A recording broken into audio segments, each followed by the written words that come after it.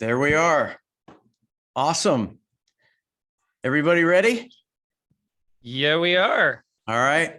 We're recording. I verified that. So let's jump in. Welcome, everybody, to the Portland Real Estate Podcast, episode number 142. I'm Joe Fostolo with Soldera Properties, and I'm so excited for this episode. It is a special episode, unprecedented. We've never done a panel of our industry leaders ever on the show. And we have such an all-star cast of the most powerful women in real estate here locally that I know them all personally. I've had transactions with all of them multiple times, and I know how busy they are, yet they're here donating their time to drop a little knowledge on our subscribers and listeners. So I am so excited for this, and to introduce him is my co-host and buddy from Premier Property Group, Steve Nassar.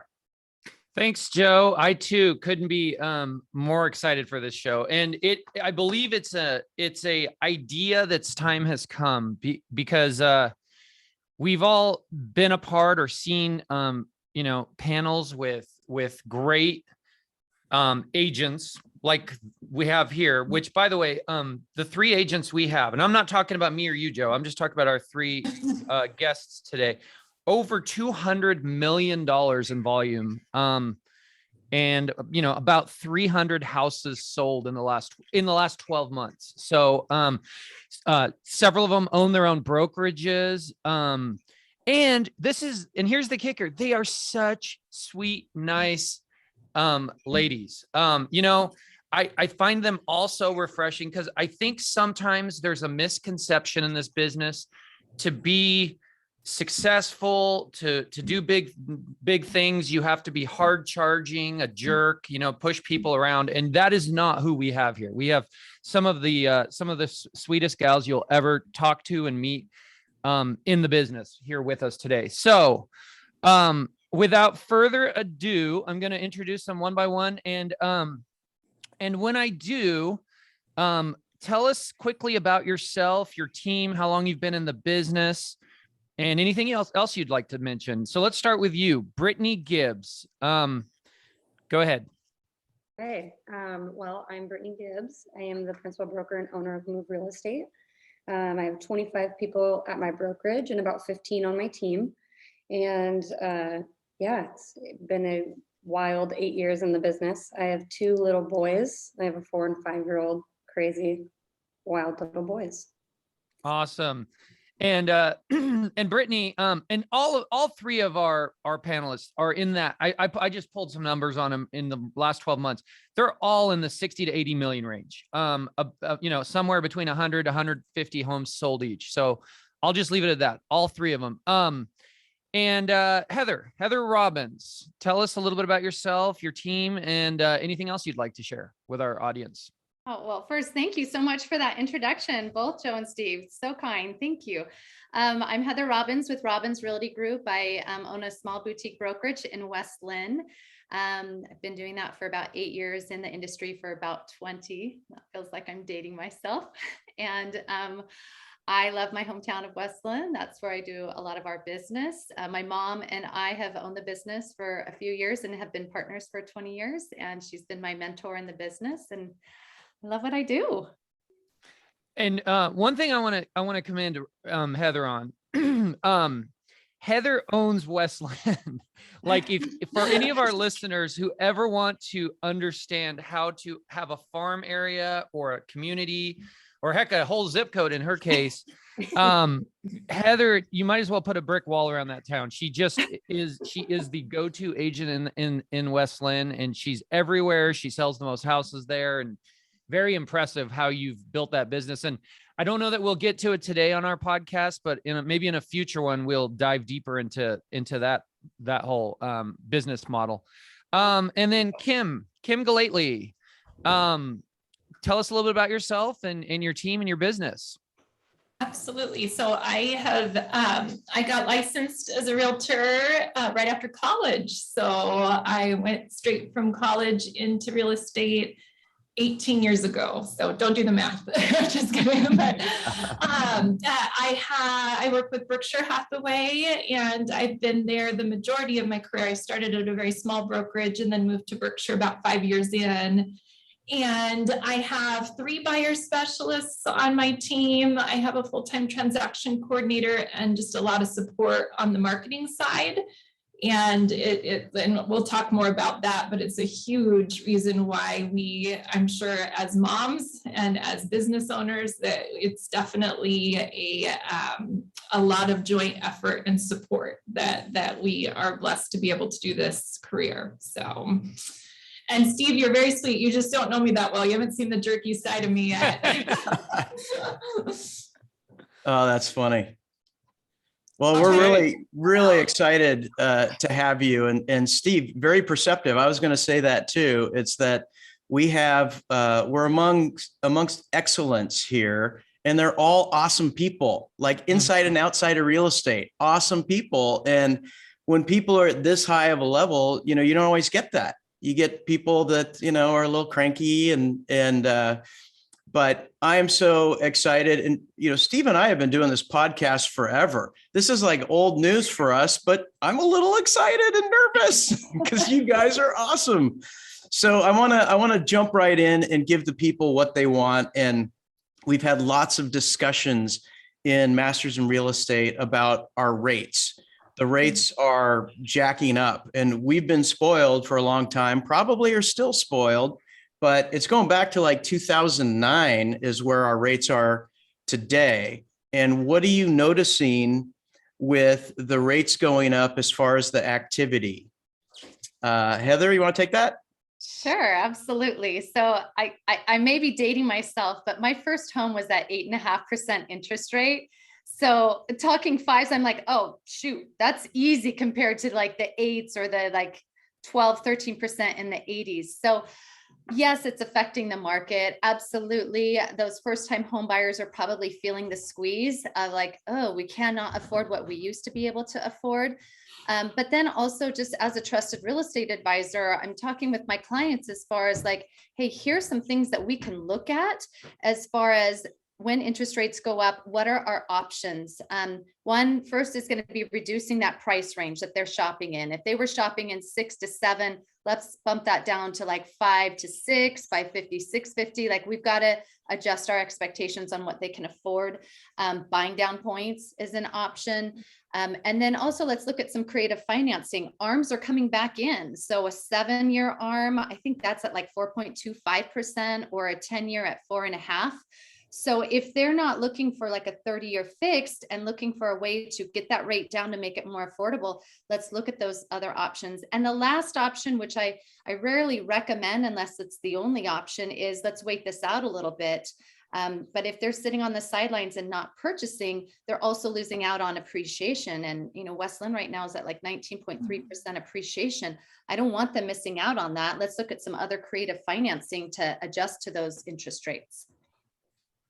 Absolutely. Kim, what do you think?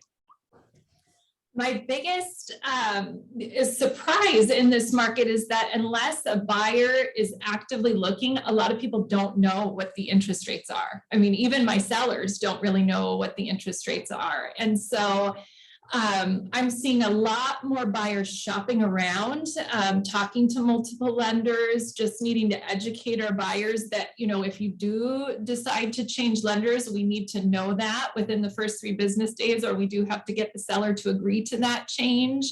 I agree with Heather about, potentially getting more closing costs, buying down the rate. With my buyers and I, we're really targeting homes that have been on the market for 2 weeks or more, because we just have a higher likelihood of potentially getting some closing costs, potentially getting a lower price point. And as we all know, kind of that 2 to 3 week sweet spot on the market, it's kind of before the seller has decided to make a price adjustment. But they're getting motivated. They're wondering, why didn't we go pending right away? Why didn't we get multiple offers? So those are some things that I'm working with right now on buyers, being really specific on the type of home we're looking at and how long it's been on the market. And then also just a lot of conversations with a lot of people who actually don't know what the rates are doing. And we'll talk about this later, but specifically the sellers. That's really smart. You know, that just get there on the cusp before the price reduction. So then they're willing, they just haven't reduced yet, but they're already thinking about it and getting coached. I'm taking notes. I'm writing that down. Brittany, what do you think? So, I mean, I've definitely seen a little bit of change in my business over the last couple of weeks as rates have risen, and just the news being like, you know, might go up to 6% by the end of the year. I feel a lot more urgency. Over the last couple of weeks, I've seen a little bit less offers, but still the offers are great. But as far as like my buyers, I think I got a good portion of them that were priced out, you know, at that 500, you know, at 500,000, which is our, you know, an average price point for a first time home buyer. You know, that's over that $3,000 a month payment. And a lot of the buyers can't do that anymore. So it's just been an interesting topic, same sort of thing, talking them into ARMs and, you know, telling them to refinance when they can so that they still qualify. But yeah, it's been interesting the last few weeks. How about you, Steve? You are you noticing a slowdown on So, is it Great. motivating people to go buy something? You know, sometimes it kicks up a little, it gets people off the dime. If it kicks up too much, then they want to like hunker down. and Joe, I call that dead cat bounce. I know that sounds gory and gruesome, but that's actually a term in Wall Street where basically when an event like this happens, it actually brings a bunch of activity to the market because there is this brief moment where everybody's scrambling, trying to find a home before this process continues of rate increases.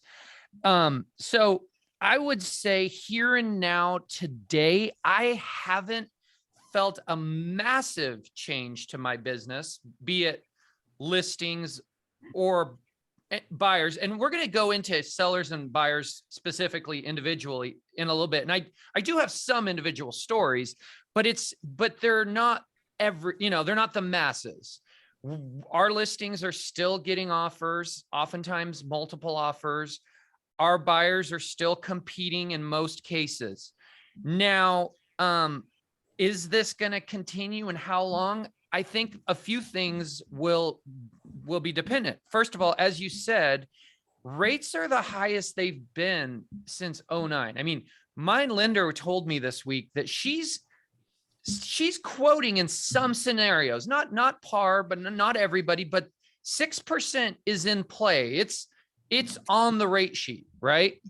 So I think, you know, a lot of it depends on what rates do from here. If rates remain where they are today and stay there, I can see there being a little bit of a soft landing where, which is probably what the Fed wants, by the way, where, you know, the craziness of the real estate market kind of goes down to a normal level. However, I don't know if that's what rates are going to do, because there was also some data out this week that inflation was at 8.5% year over year, which is the highest it's been since 1981. Do any of you who don't want to date yourselves know what rates were at in 1981? They were in the teens. Okay. Yeah. Not trying to scare us, and I'm not saying they're going to the teens, but they could keep going up. And at some point, you know, that's going to have, you know, big effects on the activity that we're seeing. So those are some thoughts I had there. Cool. Let me jump into the next question. Yeah. Let's dig a bit deeper into both sides of the business, buyers and sellers. Let's start with sellers first. I'll start with you first, Kim. Are you observing any changes in behavior on the part of sellers based on conversations you're having with them and their attitude about this? Has anything changed? Are you seeing some rush to list? Feel free to share examples and stories. Absolutely. So kind of similar to what I said before is most of my sellers, and I don't know if it's just me, but most of my sellers actually don't know the rates. I mean, they've heard, you know, they're increasing, but they honestly couldn't even name the number. that it is. So what I'm doing is I'm bringing it up. I had a listing presentation this morning and I'm bringing it up right away in talking about pricing, because I want it to be at the forefront of the sellers' minds, because for the last 2 years, but especially I would say the last 5 or 6 months, I feel like for the most part, sellers have said, I just want to push the limit. Like I want to list the highest I possibly can. And even at that, I probably get 5 to 15 offers. And I think those days are gone, and that's not necessarily a bad thing. So just talking about interest rates, talking about affordability, I definitely think it depends on the price point. For instance, the lower price point is what's being the most affected, in my opinion. Like I had a listing that was $489.9 in Beaverton this 2 weeks ago. We listed the day before the rates really popped up. And before we were like, yeah, we're going to get multiple offers. We got none that weekend, because that is the first time home buyer price point where that interest rate, I mean, that could make a difference of, $100, $200 a month. It just depends. So surprisingly, the lower price point, I think really needs to know that that's their target market. Those are their buyers, or the people that are most affected. The higher price point, for the most part, higher down payment, possibly not as affected by interest rates. But I'm definitely bringing it up first and foremost to my sellers, because it will affect them. And I love that you guys are having this topic now, because it's so early. It's almost like we don't really know. Like Heather, Brittany, and I mean, Steve, Joe, we're all kind of waiting with bated breath, because it's only a few weeks into some pretty massive hikes, and we're just waiting to see what happens. And when you stop and think about that, Kim, I mean, that 489 house you listed, it's like the payment of a 650 house a couple months ago, right? Yes. To those first-time home buyers. And those first-time home buyers, they're not cashing in equity. They're scrapping to get their down payment. Usually they're doing a minimal amount down. Maybe they're getting a gift of some amount. It's interesting. I do agree with you. It starts with the lower price points, but then that's going to trickle up the food chain, because now those $700,000-$800,000 sellers don't have that 489 seller to buy their place, as they're not able to sell as quickly. And I know we're in the early innings of this, but I think there's more cash in the market as you go up higher as well, as part of that. Brittany, what about you? What are you seeing as far as changes in behavior on the parts of your sellers? I've definitely felt some urgency over the last couple of weeks of people hearing on the news that the rates are going up. And just as of my listing appointment, same as Kim, I've been trying to manage those expectations, because even before that, they were seeing, 10, 15 offers, and just kind of letting them know that there are some people that are going to be priced out of that price point. So we may not see all of the terms that they've been hearing about over the course of the last, 6 months. And so, a lot of people were shopping at the top of their price point, and they're bumped out. And so, I think we'll start to see a little bit more like serious buyers in those price points. So people that were, looking a little bit more accurately. But I've definitely felt it. I think we've been called probably 10 times just in the last few days of being like, we need to go. People that were kind of sitting on the fence, because I think that a lot of people think it is going to impact our market a lot. I've had several sellers that they bring up like, well, we know we should do some improvements and some painting, but is there time? Should we just rush to the market because of what rates are doing? So I agree with you. And we had a couple comments here. Dennis Catone, hopefully I'm saying that right, said in 1981 the annual rate was 16.63. So that's a high interest rate. And I don't think leading up to 1981, was there the appreciation that we've been seeing year over year for quite some time now? So I know, there are differences in the markets, right? We were already, at a high price point from appreciation for many years in a row. In fact, there was a statistic just today on CNBC that said the same house today, because of the price increase annually, which has been about 19% year over year nationally, I'm sure it's a little different in our market, but nationally it was 19%. And because of the difference in rates from last year to this year, that same house at the same mortgage amount of down is about a 37% increase in payment because of the higher rate and the higher price. Heather, let's move on to you. What changes are you seeing in your sellers? Yeah, first, I just want to acknowledge the great advice that both Kim and Brittany are giving their clients, because they're doing exactly what should be done, is setting those expectations, managing, explaining, advising. I mean, that's what we're all doing as trusted real estate advisors, is coaching our clients on what's happening real time in the market. So I echo what Kim had to say about like my lower price listings, not getting as much traffic and not as many offers as even just 2 or 3 weeks ago, which is it's something to think about and take into consideration. And then training the brokers at Robbins Realty Group of like, hey, this is what we're seeing real time. My higher price listings, they're still going pretty fast and strong because those buyers are pretty flush with equity. And so, yeah, they're not loving a higher price point, or excuse me, a higher mortgage payment with the increase of rates, but it's not affecting them as much as those first time home buyers. So my sellers, I'm not seeing a big rush to market. They still have a plan, and yet they're very cognizant of the interest rate increase. Somebody told me the other day, they said, well, I don't know if mortgage rates are going to affect the housing market because there's so much cash in the housing market. Well, a lot of that cash is from people who sold to somebody who was getting a mortgage, just to be clear. So there is an effect. Justine Syke made a comment. She said, my sellers have been busting their butts to get their houses listed. Last weekend, we had multiple offers on a listing to have one of the buyers actually have to submit an addendum reducing their offer because the rates had changed and they could no longer afford the original offer. There is another agent in my company who told me last week, we were talking about this subject. He had 10 offers. They accepted the best one. They had to cancel because they no longer could afford the house. So there are some shoots of stories of this. There are some flashes. Can I ask a quick stories question? Like this? Yeah.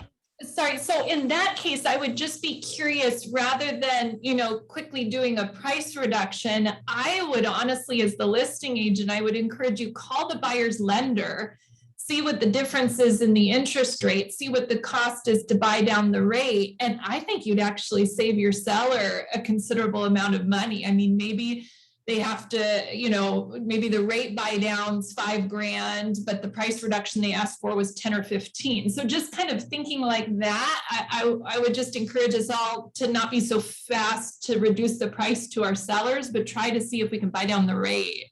Yeah, you three have had really good advice about that. I'll be completely honest with you, and this is probably surprising because I have a background in the lending industry.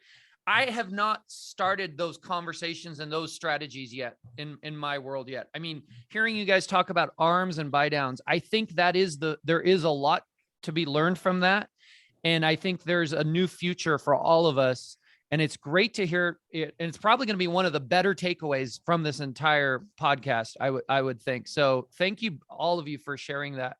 Joe, what have your sellers been doing? Have you noticed changes in their attitudes? Not really. Everybody knows it's kind of coming, but right now it's a seller's Disneyland.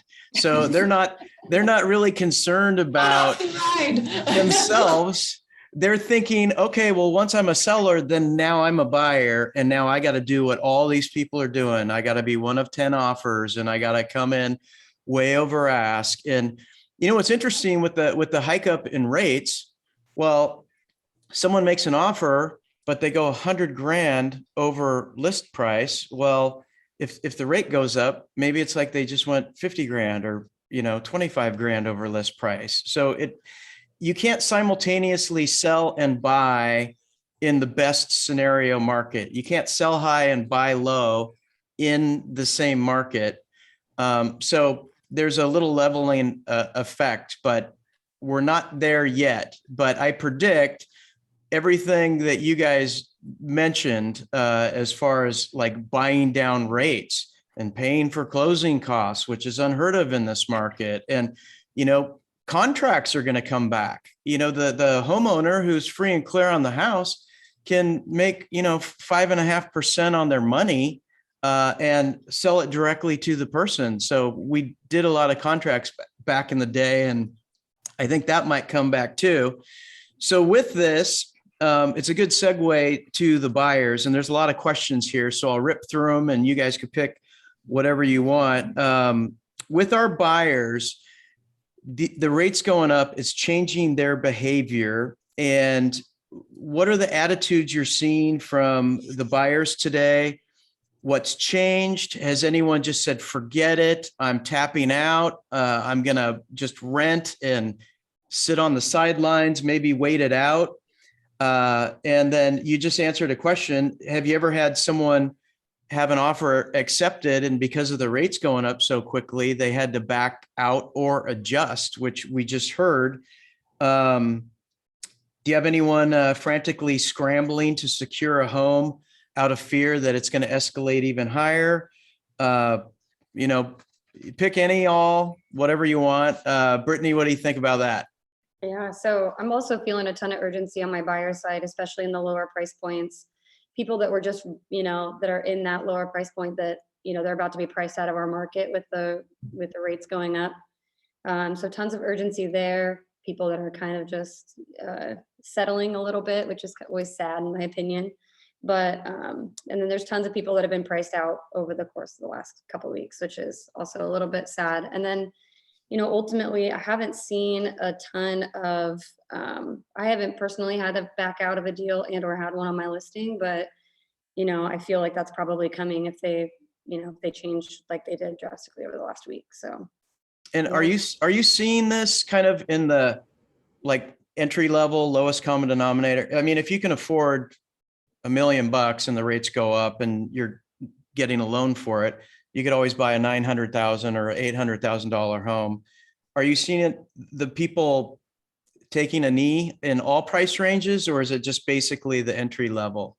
Mine's just been the lower and entry level, just because I think they're the ones that are the most affected by it now, right? So the 3%, a year ago to a 5% now, on that 500 price point, that's $500-600 on payment.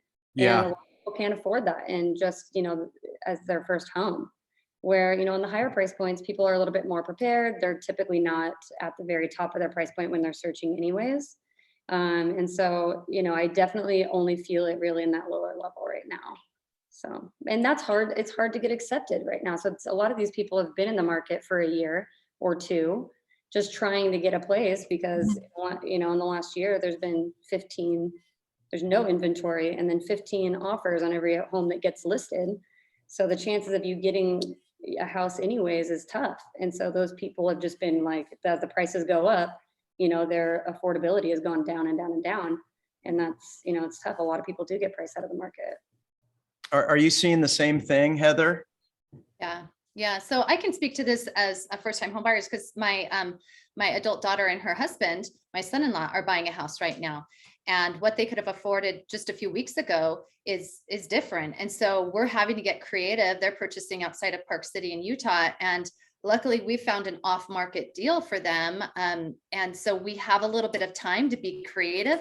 But even last night, as we were putting the offer together, it's like, we're going to have to wrap in some closing costs. It's the first time I've wrapped closing costs in an offer in 7 years, maybe 8 years. I mean, and it was just one of those like, okay, well, we're not giving up and we're not going to take a knee because you are going to lose out on appreciation. So we've got to find a creative way to put this together. And, just bringing that to my other buyers as well, of being taken a knee, being on the sidelines. Let's consider that the last option. Let's look at all options first. And then honestly, hunting for those off-market opportunities or seller carried contracts. It's another way. What you said, Joe, is a great way to try and find a fit for our buyers and the seller and put a deal together. Yeah. Life doesn't slow down for real estate, right? We all have our needs, and good market, bad market, you just got to jump in. And I'm glad you're working on that for them, because they do need to jump in. And I don't agree with taking a knee myself.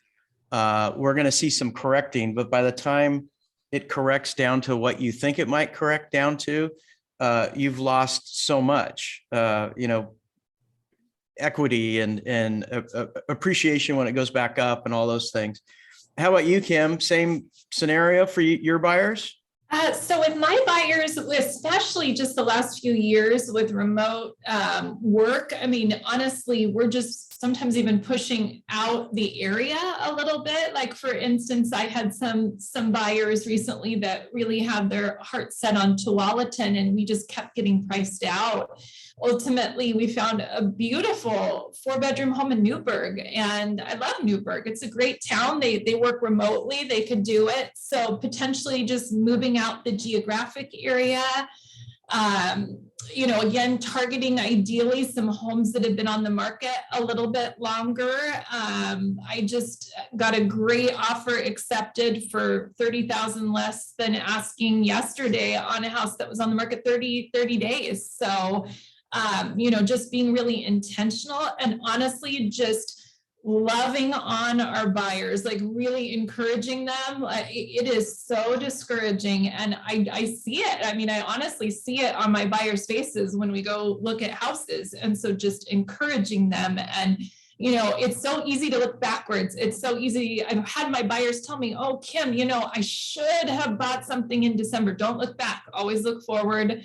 Buy now if it's the right home. And that's just my personal mantra. Like I want it to be it has to be what I call opportunity driven. It has to be the right home. Don't settle, don't push yourself to do anything you don't want to do. But if it's the right home, then we just go hog wild on it. And I know this is a touchy topic, but I still include buyer letters if the seller's open to it. And I have my list that I send to my buyers of everything that I and my team can help them do to look different in a seller's market. Appraisal gaps, lender calls, letters, was saying will not ask for repairs valued over a certain amount. I mean, we've all got our things. And I've learned from other people, like recently my buyer, we lost out on an offer, and the other buyer did a non-refundable earnest money after inspection. So it was still pretty safe. Like I wouldn't recommend that before, but after inspection, a large amount of their earnest money went to the seller. I'm like, that's creative and pretty low risk because you're already through the inspection. So I'm kind of getting these little kernels and tidbits too that I can hopefully add in my my belt of things to help my buyers get their offer accepted. So sorry, that was long-winded. No, it was perfect. It and very strategic. I always my chest seizes up when people release earnest money after the professional inspection because somebody can die. It could not appraise like wildly. If somebody dies, is that the worst thing that's happening right there in the world? Good point. Yeah, that's right. I guess if it's on the seller side, maybe you want your earnest money back, but yeah. What are you seeing, Steve? A lot. First of all, I have to agree with Kim. I mean, gosh, if there was ever another hammer that was going to drop and hit buyers, could it have been this ticking time bomb? I mean, they were already so frustrated for months and months and years, depending where they were in the last couple of years, on the fact that they were making offer after offer after offer and oftentimes losing out. But now you've got rates you're watching them tick, tick, tick, tick up as you're still trying to make offer after offer and you still can't get home. So definitely love on those buyers. I agree generally that yes, it is affecting mostly the lower price point buyers, but we have had a couple experiences where it affected some higher price point buyers. One comes to mind where they were a move up buyer they have a house in Tigard. I had gone to the house. We did a listing contract, believe it or not. And I don't do this very often and I'm regretting it this time. We ordered photos and marketing and I did spend a healthy amount of money getting it ready to list. And in the 11th hour, they pulled the plug. They didn't want to list. They weren't seeing the right inventory and rates had ticked up so much. They were going from about a $700,000 house to about a $900,000 house. Okay.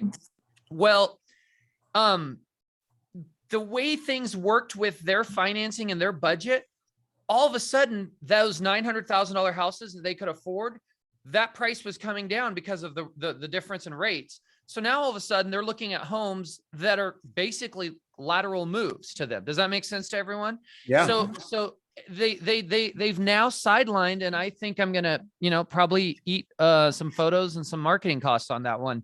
We had another buyer that we are working with. He again, and the common theme with these, even though they're higher price point buyers, and they're people that have good incomes and livelihoods, but you could tell that they were pushing their income threshold slightly. He made an offer in Lake Oswego, almost $1.5 million. And while we were in escrow, literally he locked in a rate. This was jumbo financing. I want to say in the mid threes. By the time we were doing inspections, rates were in the fours. Okay. So we wanted the deal to stay together. It was a flip property, a major flip property, like, $500,000 worth of improvements made to it. And we found some issues with the home.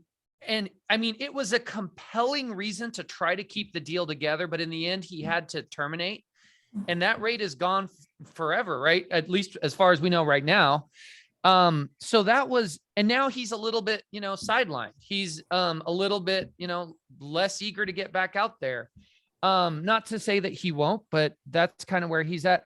We had one other story I'll give you guys. This was a seller of ours. It was the opposite scenario. We were representing a seller. We were in repair negotiations. Rates had gone up since we'd gone into escrow. In the 2-3 weeks we'd been in escrow, rates had gone up quite a bit. It actually kept the deal together. The buyers made a pretty egregious ask for repairs, and the sellers pushed back. And ultimately, I think the deal stayed together because they had locked in their rate, and the rate they had at that moment was probably 0.5% better than they could get moving forward. So it interestingly enough kept a deal together in that regard. So yeah, we are seeing again, and I started the podcast saying, this isn't the masses. I mean, our business is still busy. We still have a lot of good things going on, but these are some, I'd say, canary in the coal mine stories that are happening on the outskirts of your business. There, one here, one there. So it'll be interesting to kind of follow that through. So let's move on to question 5. And Heather, we'll have you answer this one first. Let's talk about the industry. Let's move away from our clients. Let's talk about others in the business, agents, lenders, title companies, inspectors. Are you seeing others talk about being slower? Are you hearing stories? Do you have any thoughts there? Oh yeah, I got thoughts. Yes, I'm seeing people slowing down. I'm hearing it. I'm seeing a little bit of slowness in our own brokerage.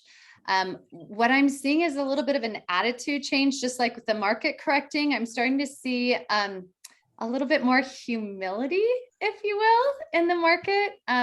It seems like first quarter listing agents were ghosting. If you weren't highest and best, it was taking a while to get your paperwork back. It was taking a while for them to answer you. There was just some unprofessionalism going on. And there was discussions about this on Masters as well. I'm not seeing that as much now. I'm seeing listing agents returning calls very quickly. I'm seeing lenders quick to return phone calls.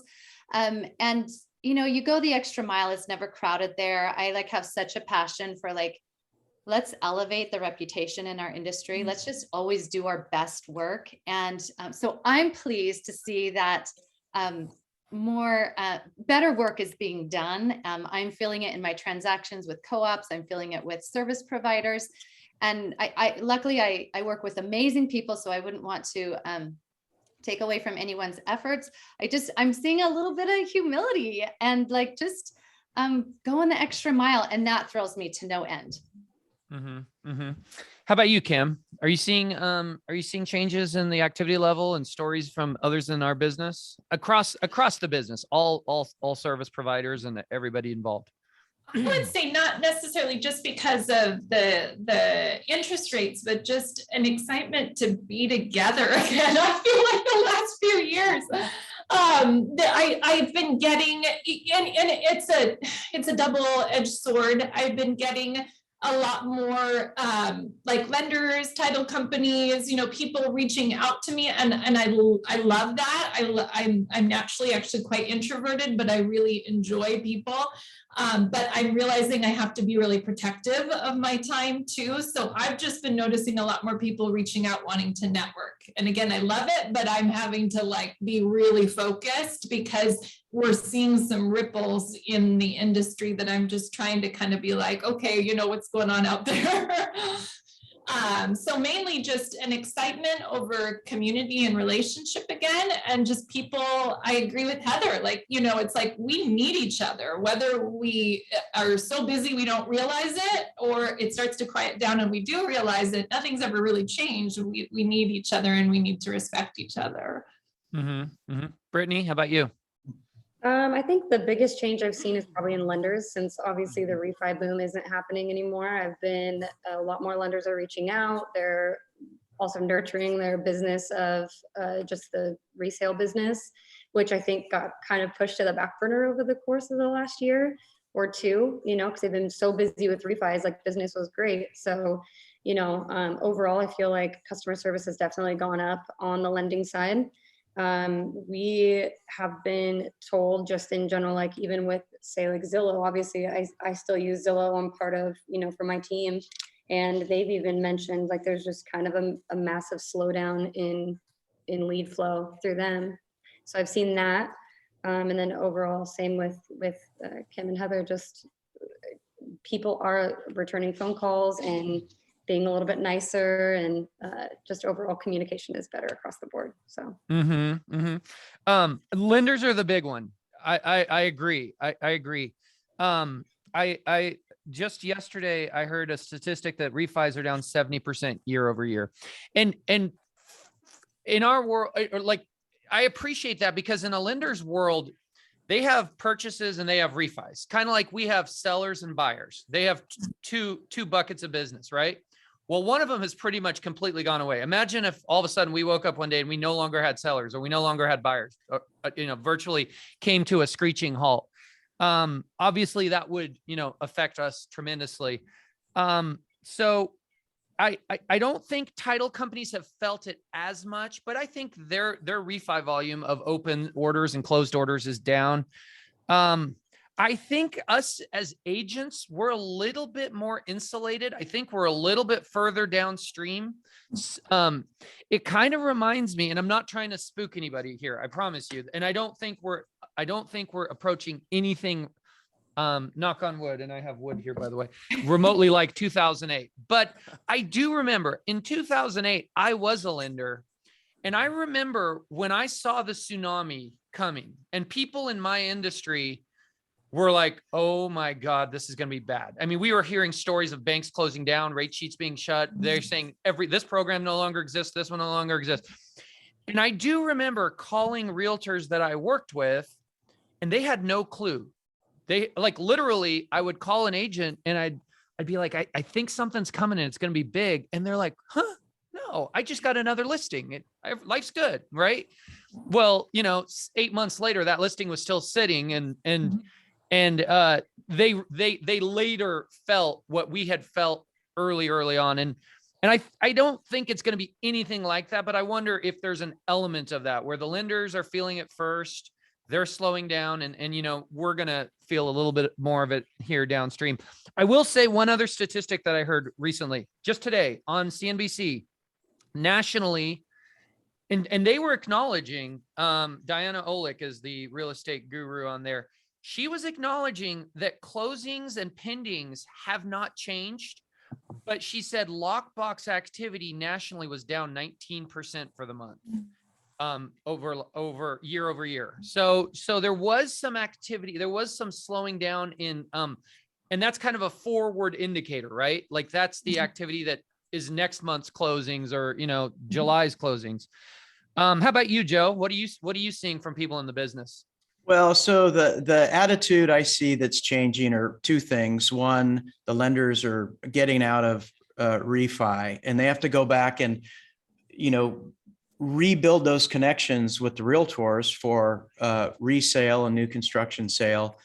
And then the other thing is amongst the realtors, I agree with everyone here. It's one of those, have you ever heard like, watch how someone acts when they don't think anyone's watching, you know, or like for the powerful women in the group, right? When you were young and dating and single, did you ever get advice like, hey, if you go somewhere and you're with this guy having dinner and he's a jerk to the waitress or waiter, you know, that's a sign, you know, someone who's a jerk to someone who's under their status. Well, it's kind of coming back around. A month ago, the nicest people in the world were the selling agents. You know, I send a buyer love letter. I send my own love letter to the listing agent. The lender sends a love letter. You know, we're always accessible. It's like, you know, we're the other half of the heart, you know, that completes it. And now it's not so much king or queen of the hill. I mean, we're not seeing 15 offers. We're seeing like 3 or 4. And maybe there's more to it. Maybe there's more to price and qualifications. Maybe it's the professionalism of the broker bringing the offer. Maybe it's the ability to close. So yeah, I've been very lucky. All of the listing agents I work with where I bring a buyer, they've all been super professional and it's been terrific. So I didn't notice that much of a change, but I know people are, because the listing agents are, you know, less on top of the hill and more kind of, we're in this together type of thing. So with that, I have a question. Is all of these changes of rates and what's happening in our market, what are you guys doing differently to adapt? And I hate throwing out buzzwords like pivot, but what are you doing to adapt to this market and still be able to make a living? Kim? Oh, you always have to start with me on the hard ones. Well, I mean, I will just humbly admit, I don't pivot well. I don't change quickly. Like I honestly just do the same thing all the time. You're just a creature of habit, but I don't think that's necessarily a bad thing, because one challenge with this market that I found, I don't know, you guys probably, when you're talking to just people in your sphere, in your friends and family, they're probably like, oh, you know, it must be so great being a realtor. Wow, you know, easy peasy, you know, everything's selling. I don't know about you guys, but this has been some of the most stressful season as a realtor, because there is so much competition. There are so many agents that I can not, you know, I interview alongside and I cannot get the business because maybe, you know, they're more qualified, or maybe they reduce their commission, or a million different reasons. So this market is actually really challenging. But one of the interesting things, I look back, actually in 2008, my business grew 40%. So I actually am excited about this market. I don't want that to sound strange. Like, I want everyone to have success, but I want the hardworking professional realtors who have dedicated their professional lives to this industry. I want them to rise. And ideally, you know, let's just hone in on those who are very serious, because we truly do deal with people's largest, if not second to largest investment. So I'm looking forward to the market. I'm hopefully looking forward to less competition. I'm looking forward to being seen more as an advisor, and just working hard. That's all. I'm just going to heads down, work hard. And although everybody had a crazy, awesome year last year, when the market is too good, sometimes it's hard to really make any money, right? Because it depends on your own personal statistics. But if you're writing 6 or 7 offers per buyer to get one to stick, you know, maybe it's better than that. Maybe it's 3, but you know, 30 offers written and 30 days out there showing property, if not more, to get 10 deals is, sort of difficult. How about you, Brittany? So I haven't really made any changes quite yet, because to be honest, I'm not entirely sure what changes to make other than, just kind of managing expectations on the seller side and preparing the buyers for changes and what that looks like for them in the future. But I'm with Kim on wanting this market to change. I think the last 2 years, it's been really hard. And honestly, it's not fun. I mean, my least favorite parts about my job is telling buyers they didn't get a house, and having, on your buyer or on a listing, it's pretty rough. And then just overall working for free. I joke all the time, but every once in a while I'm working with buyers for a year straight where we're going out almost every single weekend. And it isn't that fun because, like I said before, they tend to end up being, oh, I can make this work, because it's one of 5 houses in my price point. So I'm ready for a little bit of correction. I don't want a 2008 to happen, but I'm ready for something to, go back to just some type of normalcy where we're not waiving every single contingency, because at that point, I don't really feel like we're doing our jobs very well. So I'm ready for some normalcy, and I'm hoping that that's all it is and we don't see a massive decrease. So. Me too. Steve, you making changes? As of yet, no, not yet. And I think our next question will lead into, what would it take for us to start making changes? And I'll touch on that there. But as of yet, I probably one thing I'm thinking a little bit more about savings and just making sure there's reserves. The nice thing, and that let's just segue into the next question. I'll ask that. That is, if as of yet, if we've been minimally impacted by the changes, what would it take for you to be concerned about mortgage rates reaching a higher level in the near future? And what changes would you make then? And I'll kind of kick that one off. I could see a scenario, and I'm not trying to scare people, but I could see a scenario if they ticked up 7-8% pretty quickly. Probably my biggest fear for the business would be a scenario where it happens so fast and so abruptly that everybody's looking around going, this is going to be bad. Prices are going down. I don't want to buy now. And I don't want to catch the falling knife. That's not happening today. And I hope it doesn't happen. But that, if all of a sudden we're sitting here 60 days from now and they're in the 8s, something's going to give. Something has to give, because the bank is now taking a lot more money on those same purchase prices. So fortunately, one thing that I appreciate about our business is most business expenses can be thinned down. There are a few exceptions. I'll give you one, because I just signed a new lease on a suite here in our office on Meadows Road. Okay. You can't change your lease. It's a fixed cost. But most everything else in our businesses, even staffing, can be adjusted. It's probably the last thing you ever want to adjust, but it can be. Marketing costs can be adjusted. So I think the harder things in life to adjust, in my opinion, are personal expenses. And I've been pretty careful over the last few years, largely because of lessons I learned in 2008 about keeping my personal expenses, pretty modest. So I feel like I'm in a good position in that regards, but I'm keeping eyes on things. And if I see rates go much higher, I'm probably going to start looking around at some various expenses and, what makes sense and what doesn't. And we did. And by the way, we did that at the beginning of COVID, in March of 2020, I was not alone. I think a lot of us looked when we thought that, business was dropping by 30% overnight. I think a lot of us did that.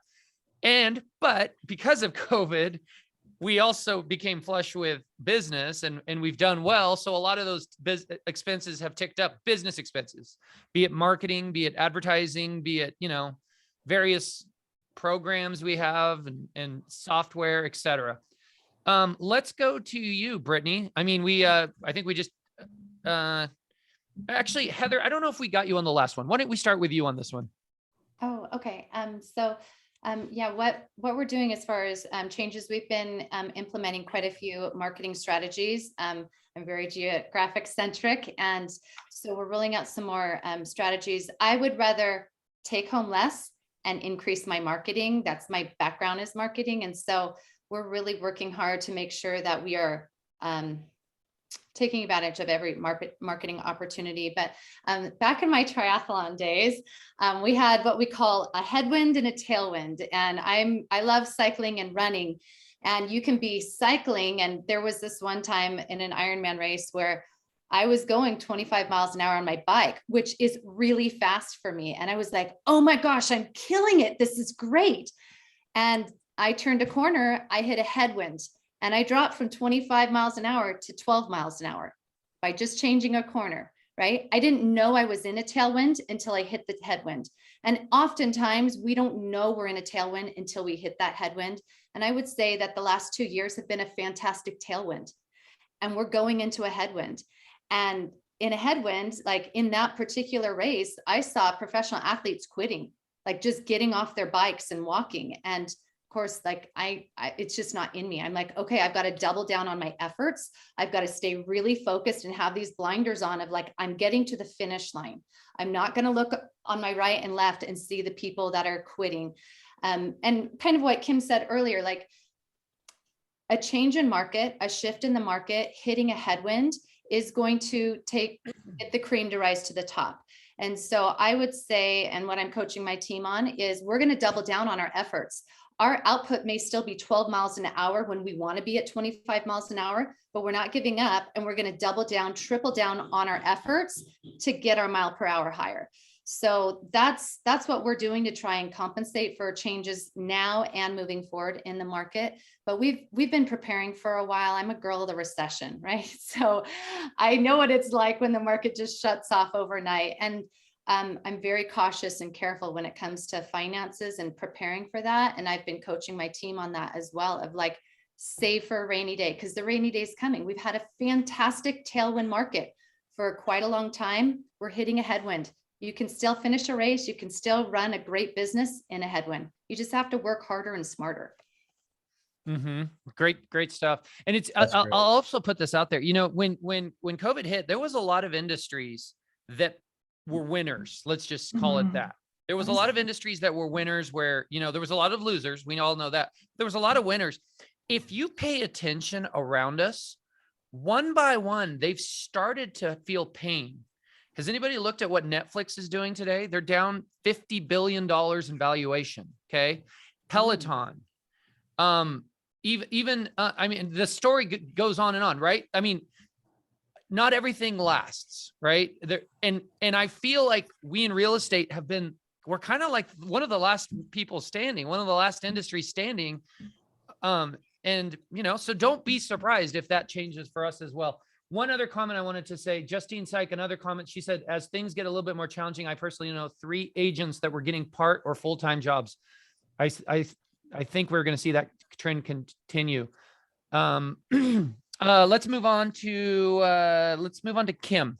Kim, what are you, again, this is not about what have you done so far, but if the trend was to continue and you were to start see some pains coming to the business, what are some things that you would be doing different and you're, or maybe you're starting to think in your mind you would do different or strategize in a different way?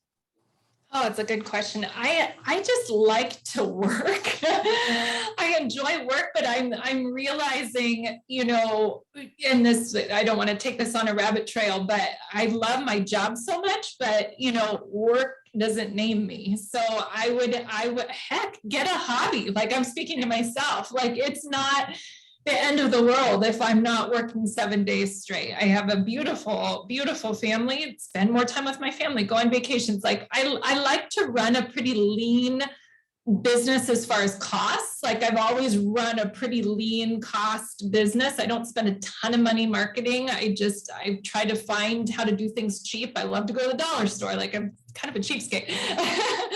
I'm just speaking to myself, like I'm learning, I have not learned, I am learning to just stop and enjoy what God has given me. And that's hard. That's hard. And this business may cause me to do that more often. But from a business standpoint, it's interesting, like as you guys were talking about like rates, there's always an opportunity in a challenging market. And like for lenders, I'm thinking, I would love it if a lender approached me and said, you know, here's an opportunity. People are afraid of rising rates. Like, what if I armed you, Kim, or Heather, or Brittany, any of us, with some great marketing? We partnered together and offered something to your sellers where we can market this low rate. And then all of a sudden, I'm like, wait a minute, I'm standing apart from other listing agents because all of a sudden, in a 6%, 7%, or whatever they are or may be, like if I can say, hey, my listing will help you get in at 4.5%. And please know, I mean, I don't know all the rules and regular, like I'm just talking, but I would love it if a lender would approach me and say, hey, there's an opportunity. Yes, refis have gone, but if the market's going to cool, how do we get in front of it and start partnering with realtors on marketing to offer reduced interest rates to the market, I guess is what I'm trying to say. Or through those arms. Arms are such a great idea because most people, you know, they don't end up staying there that long anyway, in many cases, especially like a first-time buyer, right? How about you, Brittany? I mean, as rates go up, or if they were to continue going up, you know, are you thinking about changes you would make to your business or beyond? Yeah, like, so I've never been in a downturn, right? But I that's something that always crosses my mind, like, right, this can't last forever. It always goes up, it always comes down. And so I know it's coming. And so I've always been really frugal in my business. And when COVID happened, there was a really quiet month and a half, 2 months before the craziness. And I went down to skeleton crew. And I mean, you have to. I was really fearful of all of these things. And my business wasn't built on knowing what that turn looks like. And I did think it was going to happen overnight. And so, you know, now as we moved forward from even that, I've been a lot more cautious on where I spend my money and, you know, what expenses I'm allowing into my business. And so for the last 2 years, we've honestly run pretty skeleton crew. And I think that, you know, we'll be okay. But yeah, I mean, it's a fear of mine because I don't know what that looks like. Sometimes you just made me think of something, Brittany, because we were fortunate to have that 2 years ago. I think we all felt it then, right when COVID hit. And there's something cleansing about those moments because you actually look through your business and normally when we're busy, like we have been in the last year or so or longer, you don't pay attention to that $100 debit that just automatically comes out of your account, or that, you know, $50 one, or the $300, whatever, right? But there is something of that when you have those down moments, and I bet lenders are doing this across the gamut right now, it does force you to look at go, okay, I'm paying this subscription for this. When was the last time I used it? Do I really need this, right? And so the fact that you what you're saying, Brittany, is you did that 2 years ago, and you know you went through a cleanse, so you're in a better place today because of that. And so that's an interesting thought there. Joe, how about you?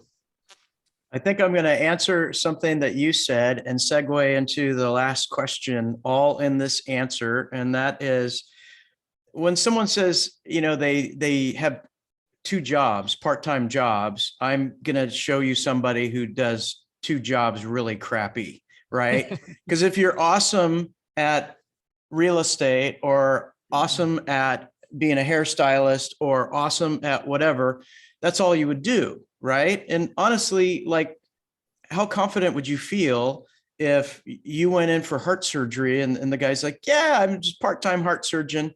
You know, I also am a greeter at Walmart. You're not going to feel very good about it that you're getting the absolute best. And if you look at 2008, there were 12,000 realtors. By 2012, there were 6,000 realtors.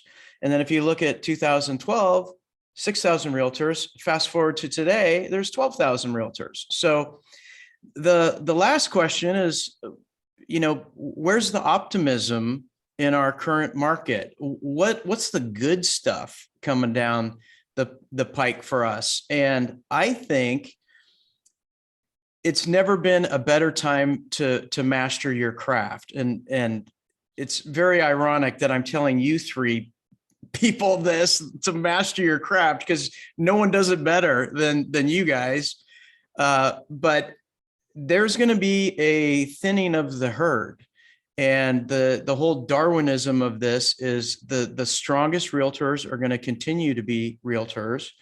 And even though the population of realtors gets cut in half, the half that's left gets more of the pie, right? So the most professional people out there will be okay. So let's see, who wants to take that one on first? Heather, how about you? Optimism for 2022. I'm very optimistic. I think it's going to be exactly what we think it's going to be, right? If we think it's going to be our best year, it's going to be our best year. And I don't necessarily mean like, oh, how many files we're closing. It's our attitude and what we're bringing to the industry and to our clients. So I try really hard to have an abundance mindset of like, there's plenty of business for everyone to go around. And you're just to like lean on what you said. You're right. When you're mastering your craft, and thank you for your kind words. I certainly feel like there's so much I can continue to learn and grow in what I'm doing. And every day I'm like, I'm thrilled to be able to be even included with Brittany and Kim. They're like, holy cow, amazing.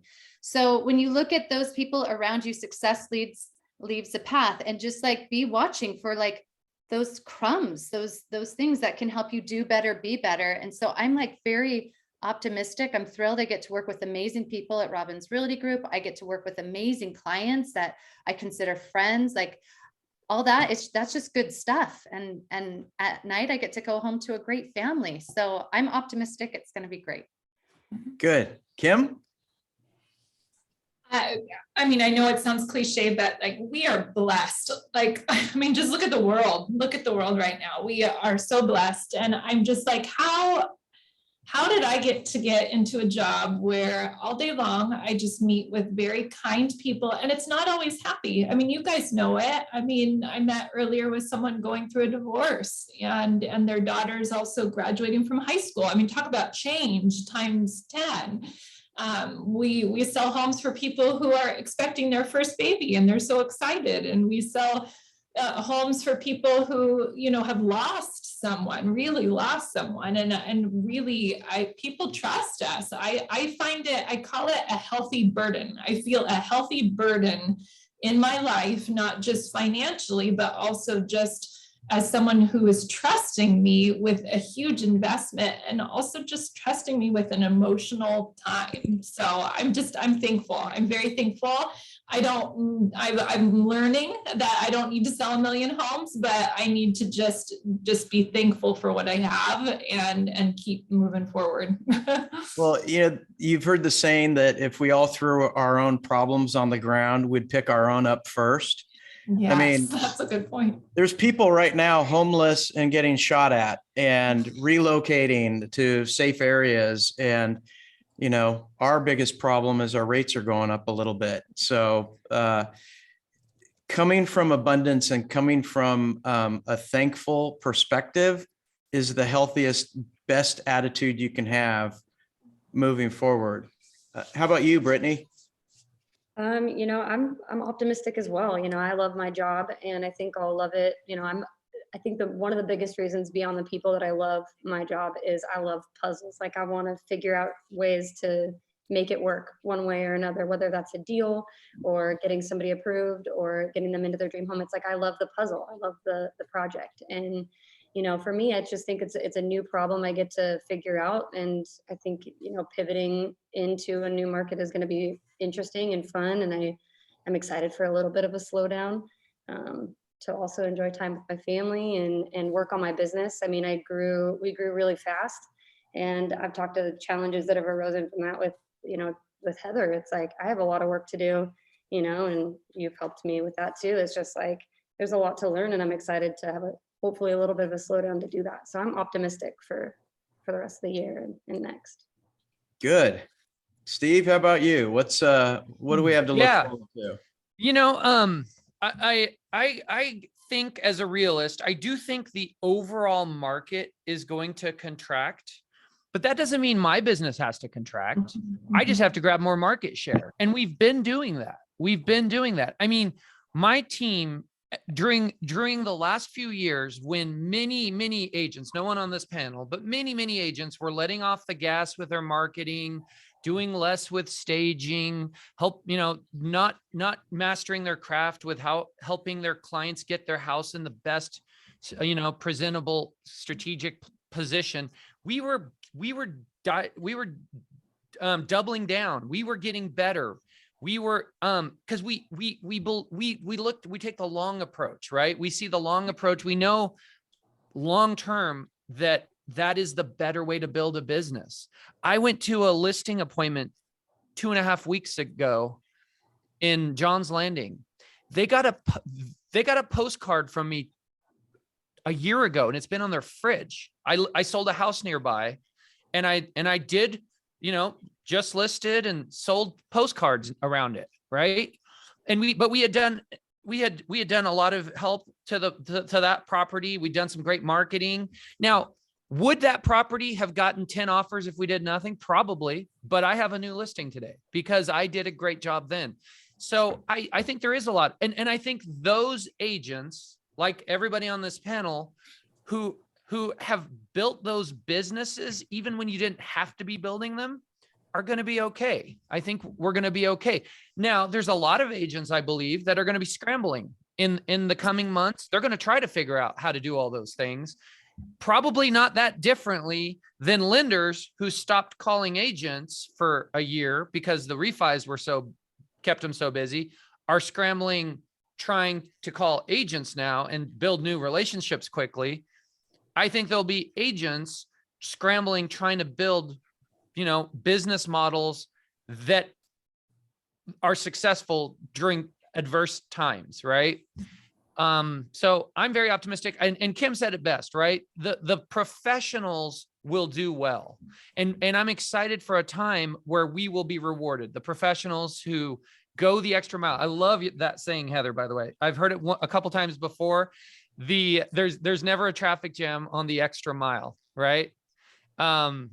So no, that's good stuff. The other one I like is, the ladder to success is only crowded at the bottom, right? So, so yeah, there you go. How about you, Joe? Well, I'm looking at the clock, and I think we should be thinking about like our final thoughts. And I guess I'll kick it off. I'm not necessarily going to talk about rates or changes. It's more about mindset. And we all touched on this at one time or another, but you need to come from a place of abundance, not scarcity. We need to strive to master our craft and be the absolute best we can possibly be. And everything's going to be okay. The market might adjust, but it's going to be okay. And just keep doing what we do, and help as many people as we possibly can, and the money will follow. Don't think about the money. You think about all the people you help, sellers and buyers and everybody else, fellow realtors. We're all in this together. We should all be helping each other, sharing with each other. There's enough real estate for everybody. So let's, march forward, have fun, and grow old and rich together. Those are my thoughts. Can I just grow rich? I don't want to grow old. How about you guys? I want to thank our panel. I mean, just, and to our audience and our listeners, I mean, please let us know because I would love to have the three of you together again, in the future. And maybe it's a different conversation. Maybe it's a little bit about, how to own a zip code, Heather. And some of the other things that we could glean from all of you in regards to your businesses and how you've successfully run them. But thank you so much for all of you for being here. And I'm not saying goodbye for you, but we'd love to hear from you. But please, listeners, let us know how much you appreciated this and what an awesome rock star panel we had here. Yeah, I think this is the best podcast episode ever. I for the out of 142, this is number one, at least for me. I would agree. Yeah. Thank you for the opportunity. Really, Mhm. truly.